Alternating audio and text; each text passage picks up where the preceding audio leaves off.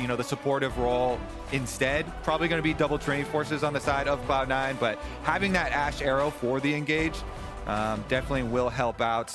Create support, and they try and stay under turret. They try and rush their level 2s. They do get them. C9's ready to make the dive here. Unforgiving gonna take the damage. Sven trying to flash away. First blood back over to Blabber.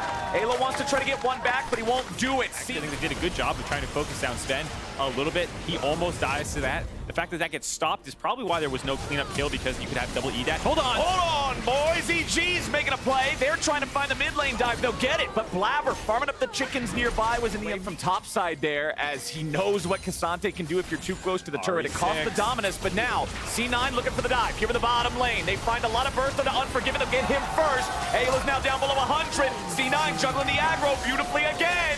Armeo also popped. Yeah, the game plan from Cloud9 playing out so well here, with all the focus down towards their Milio Ashe lane, having Blabber repeatedly clear to that area, and M&S at full chase. M&S coming in, waits the charm. Forces the flash out of JoJo, chases after with the Orbit Inception for the kill. M&S finds himself his first kill of the game. And Armeo is a level 5 Sejuani, and M&S has his team. It's a double kill for the mid laner, and he tosses a charm back over to Revenge to top it all off. Fudge is ready to go all out. Revenge wants to go all in. He picks one up, but he still gets traded back, and M&S lives to the piercing arrow. M&S popping off. Revenge does find the one cleanup kill, but it costs him everything in the... Oh, we don't have time to talk about it. JoJo's bottom lane trying to pick up the kill on Berserker here, but he might just drop first. Berserker puts an arrow in his heart, and Ayla's just a lonely Janna trying to survive in a mean, mean world. It's mean as hell. Double onwards. Something that is one of the things Ashe can do, and I think maybe that's what some of the other Ashes haven't done historically. Oh, another nice charm coming out from M&S. Blabber's right there, ready to follow it up, and C9 find kill number 11 before it even hits that on the clock. Now Armeo gets locked down a little bit further, gets away thanks to an ulti buffered through the stun so he can stun Cloud9 back. M&S with a TP in, but now he might be in a bit of trouble. The Chains of Corruption locked him down. Berserker still looking to chase this a little further. Heal comes out from EG and Ayla. They don't drop anybody else here in the bottom lane, but C9 tried hard. Blabber, meanwhile, takes the Drake. That mid-jungle duo success in this game, and it's been Blabber and M&S running the show. As Armeo is forced back, the cozy campfire giving Kindred that extra arrow range. M&S comes over the wall. The charm is cleansed, but the Everfrost forces the flash immediately after too. Ayla disengaging with the ulti. A lot of comeback scenarios depend on either Sejuani or Varus ultimates picking someone off. But when you have a Milio ultimate denial ready and we get another combo, this Crocodile's toast. Yeah, Revenge is going to try to fight it out. He'll heal up a little bit thanks to Coldamik and the Gore Drinker, but he still drops. Blabber not afraid to take a 1v2. He knows he's got backup coming. Sven makes his way up to give the cozy campfire buff again. The Enchanted Crystal arrow misses, and Armeo survives with just 100 HP. Wow, I love this duo so much. Oh my goodness, you get speed, healing, range, damage, and a free cleanse. What more can Kindred want? Hard CC setup. Okay. If you land the Q, you have it on Amelia. There you go. Meanwhile, just pointed him out as a singularity, and showing up this time around, really as a team though for Cloud9 as they get another pick. Unforgiven locked up with the charm into the Everfrost. Blabber gets the killing spree there for free. Cozy Campfire giving him that extra range. They're going to keep on chasing. Revenge is the target. Berserker and Blabber do so much damage together. He's already down. The charm going over the wall looking to intercept the blast cone, but Armeo can't even make it. He'll get chopped to pieces. All right, there we go. Comeback mechanics on display, Mark. All right, let's look at this massive gold swing back in EG's favor. 800. Never mind, they're also losing their bot side at the same time. Kobe, they overloaded to get that objective bounty, but the Rift Herald was still in the back pocket of Cloud9. They're going to break an inhibitor turret before 20 minutes. Yeah, Revenge might still be pushing that tier 2 in the top lane, but Cloud9 has already broken into the base of EG on the bottom side. JoJo nearly killed, gets away, but just barely. Fudge keeping it going, goes all out, finds one, finds a knock-up under two. It's Cassante, and he ain't taking any sort of answer other than hell yeah. C9 going straight for the base, and they're going to look for even more kills to pad those stats. Revenge only lives because of the Lamb's respite, but I don't think he's going to find a whole lot once it expires. 18 to 3. This game's dead. Let's don't leave yet though. Mundo dodgeball. Hold on now. M&S finding a charm onto Ayla. Nobody else is close enough to give him any backup. So he's not going to overcommit just yet, but a TP ready to arrive as Blabber finds Revenge off to the side. Revenge does not want anything to do with this fight. Eminet's not going to hit the charm on Unforgiven, but Fudge is ready to find him anyway. One more hit from the Intofo strikes, finds a killing spree for the C9 top laner. Flash in for the knockback. Revenge wants to go into the backline. He finds Berserker, but he won't get the kill. They're just too far behind. Blabber is godlike, and he's not going to stop the chase. C9 continues in the cozy campfire. Need a full-on, like, wizard hat to be able to cast a spell good enough for this one. C9 just controlling this game from start to finish. Eminence, Blabber, and Sven. Nope, they're all just looking for that Sejuani. Easy follow-up there. They're going to secure the Baron. M&S might even be able to find another kill here. Sven coming up. Ready to buff him there. It is Orb Deception. Second half of the damage goes through. Another nice predict on the charm there into the Ultra Mega Fire Kick just for a little bit more disrespect. C9 gets the Baron. They don't even need to reset. They're looking to push down top lane. Here comes the pain train. All right, Cloud9 full steam ahead. They're going to 4-1 split push. Fudge try and get the mid wave up. The rest of the team's not going to wait around, though. Revenge is on a flank, maybe looking for some sort of miracle here if he can get the angle. EG backing away. They want to fight when our Mayo is back alive, but C9 is going to knock down the inhib before that even happens. All right, Revenge pops the Dominus for the early Fury generation. Now he's coming around from the side. Blabber's taken low, but not low enough to burst him down before lands respite. Now he's going to heal. Remember, Revenge already used the flash in the previous fight. They stun up Fudge, but that don't matter. That's not the guy you need. He stays on the front line, forcing back Revenge and JoJo. C9 knows that Blabber is low, but the rest of the players are ready to fight. Berserker is godlike, and Blabber's just putting the damage on the mid lane turret. He's still doing work. He's just working at a different job. It's C9 pushing all the way into the Nexus. Fudge leading the charge. Unforgiven in the dirt once more. Eminence goes on a rampage, and C9 goes wild. They'll take down EG. The Poppy, this can be very good for stopping the dashes of the Cassante, the Vi, the Ahri. It doesn't do anything against Varus and Renata, but the first three, Steadfast Presence, you can get a lot of value. Those engages. Vi is going to take a long route here into the blue buff while River is going to pass through mid. So they blow the flash on Harry. Yep, Gory with a follow-up flash. River with a follow-up flash into the Spectral Maw. The stun stack, and Harry falls. It's first blood. After Harry just got back from base, so Gory's immediately going to retake push on this wave. In the fight as well, but Gory's got his cooldown back up for the Tivers. Watch Varus ult. River coming in, but he ain't gonna find anything. Gory with a flash engage. Yawn having a flash away, but now a lot of damage on the Pioshik. Instead, the Magnet Storm counterattack comes out, and the Golden Guardians are in some trouble. Orb Deception finds the first kill. Pioshik drops. It'll be a 1-for-1 there so far, as River kills off Pioshik, and now looks to see if there's anything else to find. Stixxay, Moonlight Vigil over the wall. It targets Yawn, but not enough to grab the damage. Summit's joined the fight, and he's looking for River and Gory both, but now Licorice is here, so he won't be able to get. Gory has the Tivers, and if you're Harry, you know what that means. He's about to cast Tivers, but Pioshik ready to come in instead. They engage with a Vi ulti into the Ahri charm. A little bit more damage, follows through with a Spirit Rush, and Harry gets the kill. The real prize. You just want to see how slow Pioshik took it, because he knows he takes him faster. Meanwhile, now they're looking for the play. Harry is in a rough spot. He already used the ulti back in mid. However, poor JJ turns it around. Team Liquid baits him and outsmarts him. Your Renata looking pretty good, Raz. The Renata looking pretty good. Saves Harry.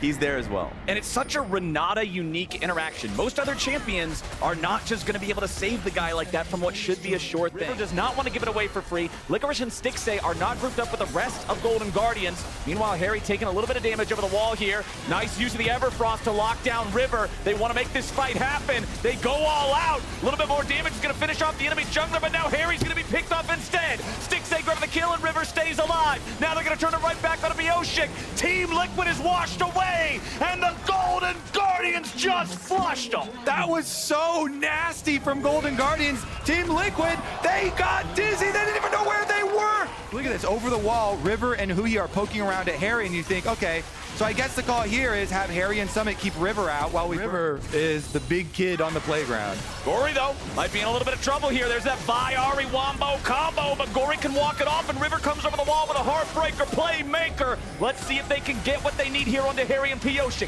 Harry with a flash back out. Summit's ready to join. Pathmaker to lead the way, all out to keep it going. But now Hui's ready for the counter engage. Magnet Storm won't do it, and Yawn picks up the kill. It's a 1-for-0 from Team Liquid. But Licorice is in places here. You can see top lane, the Jack Show completed for Licorice's Poppy. Meanwhile, in the AD carry position, Yawn having that Nashor's Tooth for a little bit more of the DPS on the AP Varus. Summit making it so there's 2 turrets collected here for the side of Team Liquid. To the Baron to at least get vision while they give up this objective.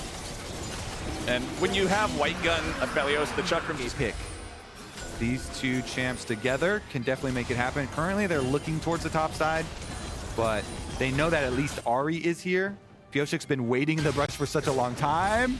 Oh, there it is, the flash vault breaker. Gory's gonna try to get out, but no, sir. They layer the CC correctly this time, and TL finds their man. Now Licorice wants to swoop in to try to get some sort of a counterplay. He slams the enemy mid laner back into the wall, but he's still 1v3. River and Stixay nearby, but not in range to help. So TL's gonna get in, get out, and get it done. Patience pays off.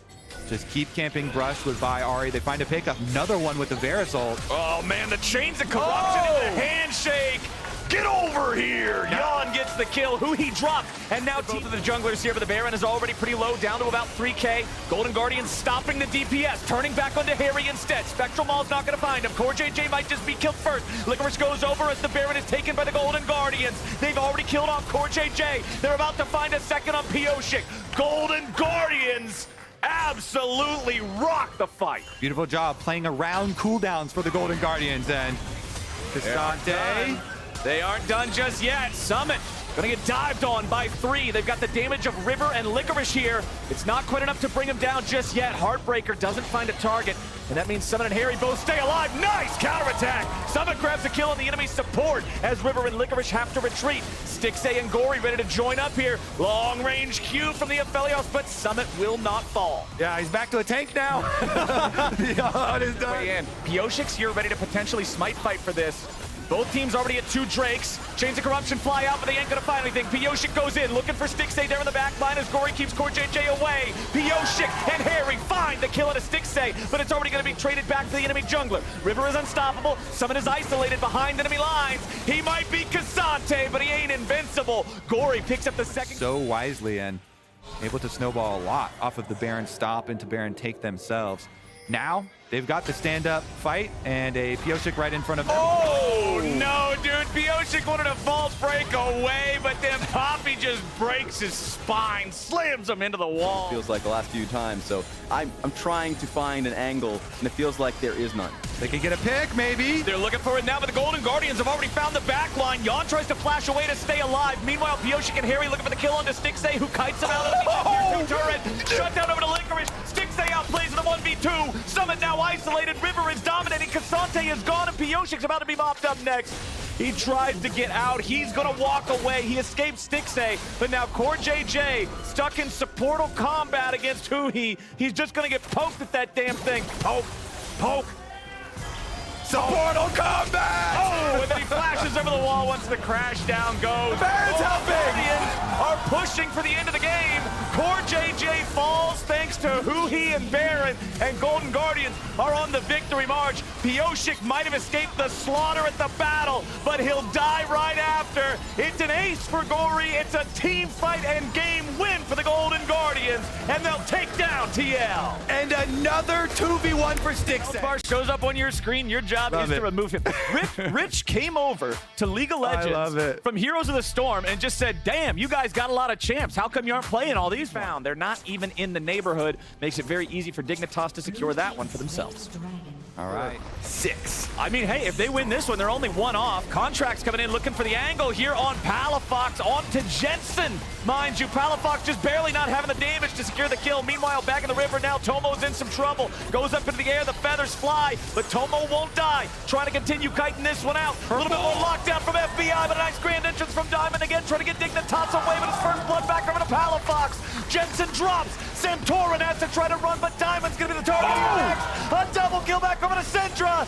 Dignitas just gets slammed. On Syndra, he's feeling pretty good about things already. You can see now we've got the brown boots at least, along with that null magic mantle, little extra CC resistance on Merc tries. And you're talking about CC resistance. Palafox Wishes that Merktreads might have gave him a little more. Even Lowy, you're going through the test, and all of a sudden, one of the questions is in a different language. And nobody knows what to do about this. Nobody knows how this works. And so Rich is just in a place where he's slamming turrets, running the 1v1. Targets you want to look for. Jensen gets stunned up by his scat of the week. Lowy's joining. Oh boy, Rich is ready to participate here in the team fight. Jensen still has his flash. Let's see if he can get away. Shockwave, nicely done there!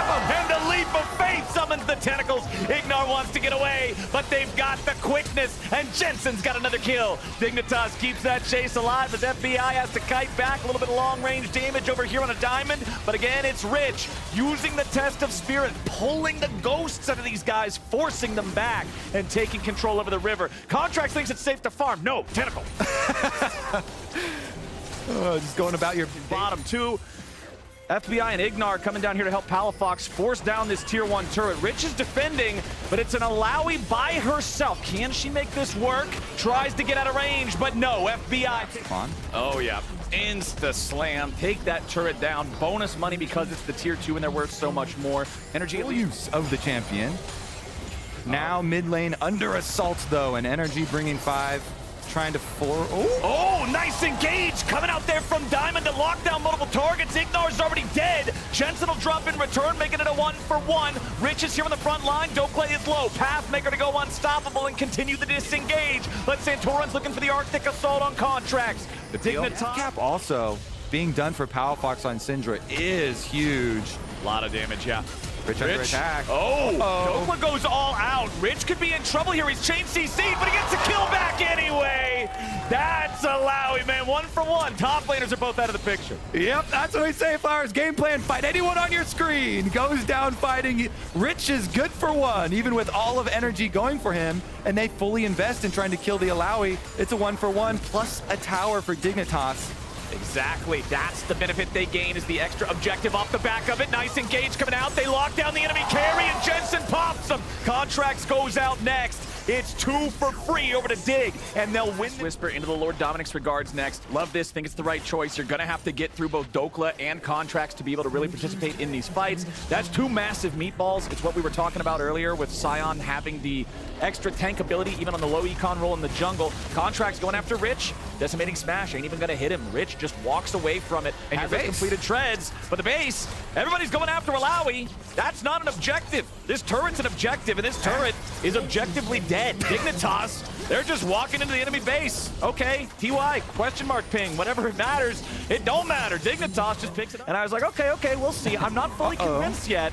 But man, this guy has been awesome. Tank jungle trade, Flowers. Exciting stuff. Yeah, you love to see it. Well, not particularly if you're Energy, because they're going to need to find a whole lot more. Rich, taken low, taken out. Nicely done from Energy there. Bursting down the Alawi before he's able to use the ulti and get that drain tanking online. Now Dig wants to disengage. Contracts FBI and Dokle all at about halfway to this river, but it's just not going to happen. Dignitas secure the soul for free. Well, the minions on bottom side will get that advantage for them, and Contracts just goes, they force. Contracts wants Tomo, but Tomo with an easy sidestep just gets himself back away. Now Ignar finds a pull, but it's only on to Rich. Dignitas continuing their chase here. A little bit more CC on Contracts, but again, the Sion's tanky, not tanky enough. Tomo with the armor pen slices and dices right through him as FBI has to escape the Blade Caller, and Palafox will be killed instead. A double kill back over to Tomo as Energy are now down 2 men. Dokle trying to get away from this. The test of spirit just absolutely melting through his health bar as Rich, Diamond, and Santorin continue their chase. Dokle with the Intofo strikes, knocking Rich around a little bit, but it won't matter a whole lot.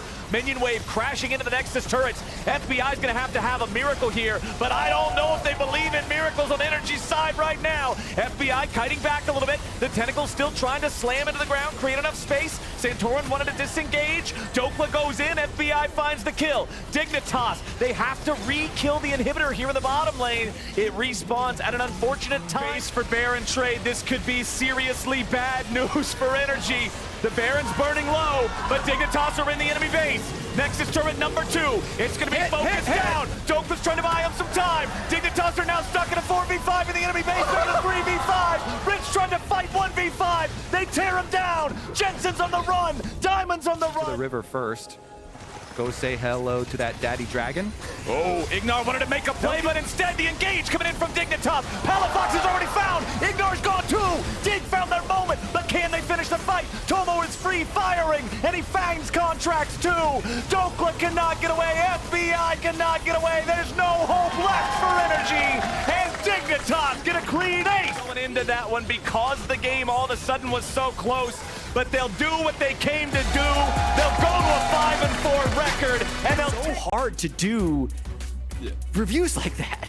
Yeah, I mean, it's little like, first of all, as a coach, I'm sure it's really, really frustrating because you don't even know which players you have there. I think they might have been able to get that kill if Boogie would have landed his Viego stun onto Busio. The health would have been close, but there's first blood.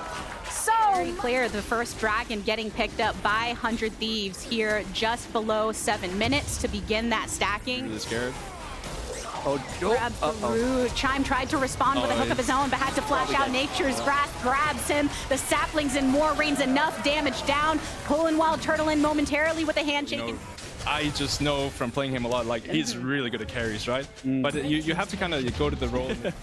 100 Thieves do close in on this dragon. The Rift Herald will be dropped mid from TSM to claim some place. I kind of feel like if TSM couldn't fight on Haunter's like Gore Drinker Spike, then they're not taking advantage, but they might try here. They might look for it. Haunter just there's the coupled hook. in and coming up with a follow-up closer in the center of it all. Does find himself in some trouble. Threw out the ultimate right at the tail end, but it couldn't save his life. Ruby takes so much. And that Rift Herald being dropped across mid, a classic play when a dragon is on the rise. So TSM should be able to finish in to collapse upon TSM. Ruby getting the brunt of Quid's shock blast, flashes over the wall, stunned up. Wild Turtle following up with a killer instinct, and Boogie is here to slay away. Some good Void Seekers coming in from Wild Turtle as well, but even as TSM collapse upon one, the rest of 100 Thieves are ready to follow. Chime hooking in closer. Boogie gets knocked back. An attempt with a handshake from Busio, but 100 Thieves create some space between them.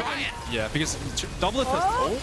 Oh, yeah, closer over the wall in the back brush, standing by the dragon, and even a teleport coming in from 100 Thieves. They want to try and take this, and Ruby takes closer down. No jungler here for 100, so they got to back off of it. Some security from Boogie to pick it up. Sacrificing some joy for the hope of the team. 100 Thieves knocking down this mid turret. They see the red bar. Ruby's already down 50%. 100 Thieves looking for when they need to make the turn. An attempt by Quid to get a blast onto Ruby, but doesn't find it. Closer roots too with the ultimate, secures the Baron. 100 Thieves coming out on top in this one. Does TSM want to make anything of the fight? An attempt to do so. Ruby gets rooted on the entry, but Doublelift taken out of it. Quid picking up Ruby as well, but Hansa right in the back line, still a bit low, but Someday finding the fight with Wild Turtle, who finds his way onto the opposite side of the pit, along downtown Void Seeker. Pick up from Chime through the wall, and Someday is down. Boogie comes out of stasis, tries to flash away, but cannot keep his life in his own grasp.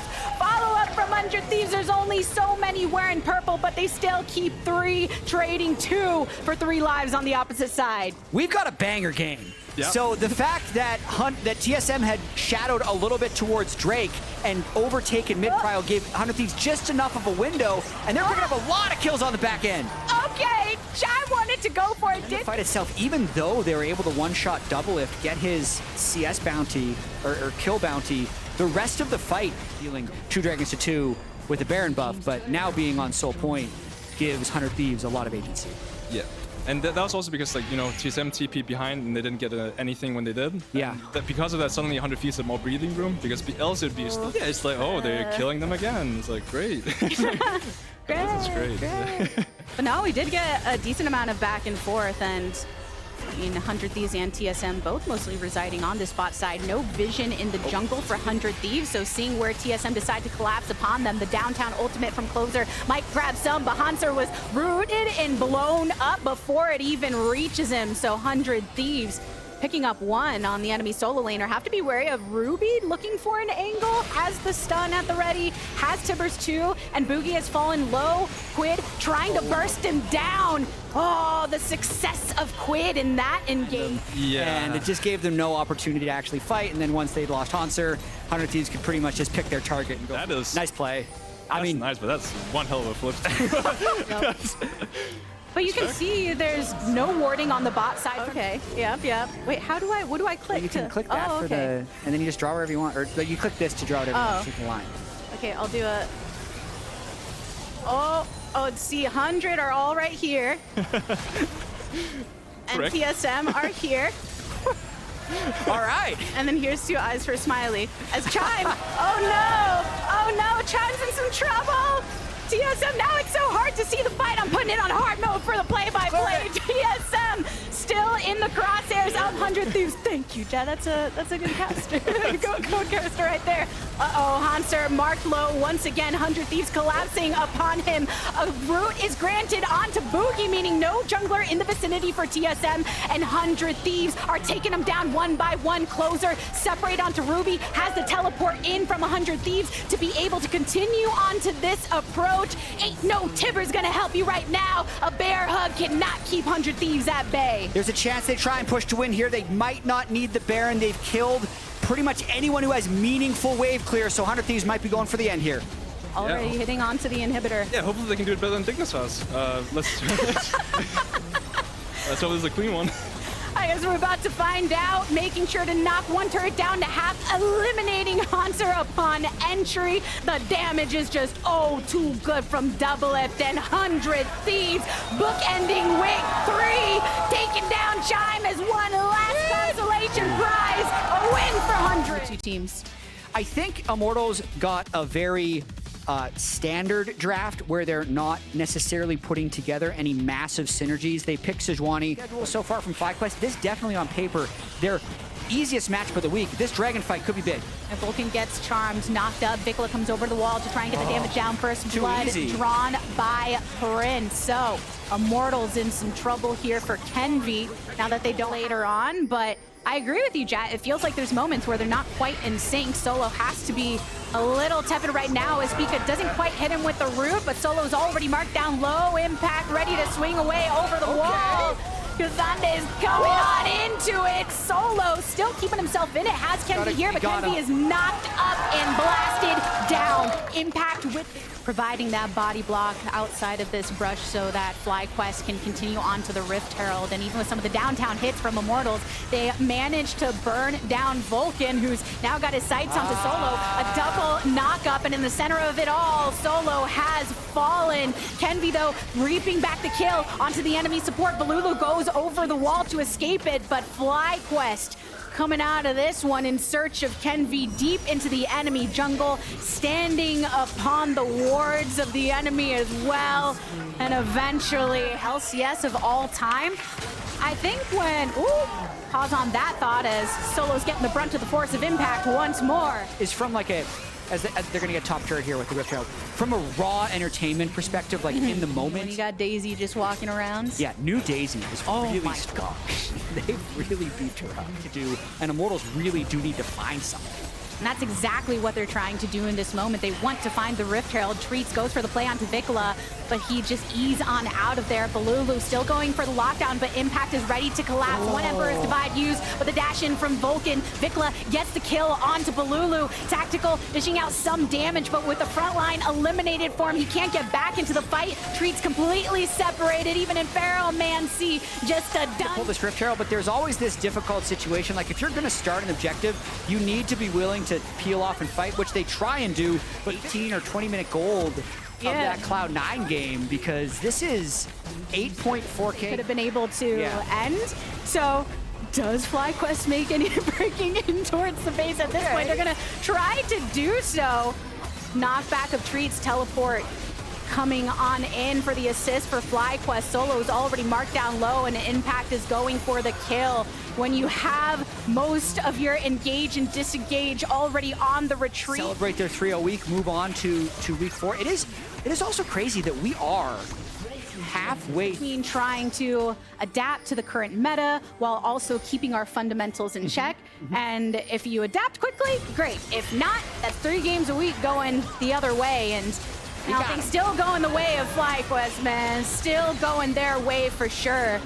When multiple members of Immortals are just watching their brethren fall, that's when you know it's tough. The Cloud9 gold lead at 20 minutes was 9,894 gold. The FlyQuest gold lead was 11,200. This FlyQuest just get to start up this Baron. They take their kills, they take everything they've got. They're making that face at them with that. When you have a team like FlyQuest eating up all those losses early on, and then they start to get those wins. Because sometimes you have a split where, okay, there's one team that's clearly in the bottom. They're never going to be able to make that gap, but it's so tight when FlyQuest was at the bottom and they're looking like this, and you expect them to get more wins as they break right now at 22 minutes into this inhibitor and continue to reap their reward with this Baron buff. But yeah, that's when you start thinking, okay, we're at the bottom, and what work do we need to do to get into that top 8? Yeah, Immortals will have a lot of thinking to do. I think they need a new approach to their draft for sure, but there's a lot in game as well. FlyQuest with the redemption just easily absorbing this, and they might be able to break all 3 inhibitors with the remainder of this Baron buff. They're trying to do so, that's for sure. And even moments before that, members of Immortals wanting to secure some kind of pick onto FlyQuest. You saw Treats use that Magnet Storm previously, but FlyQuest can continue moving all the way across. Impact taking the brunt of the damage from Immortals. The Feather Storm from Tactical, slinging it back in for the kill, but FlyQuest have collapsed upon the rest.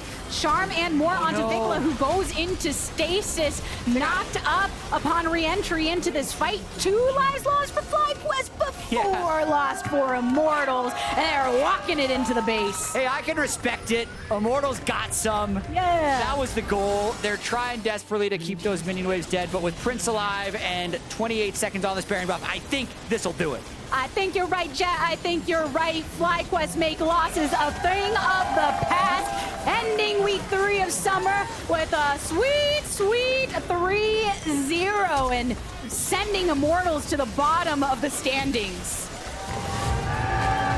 Some relief for FlyQuest after we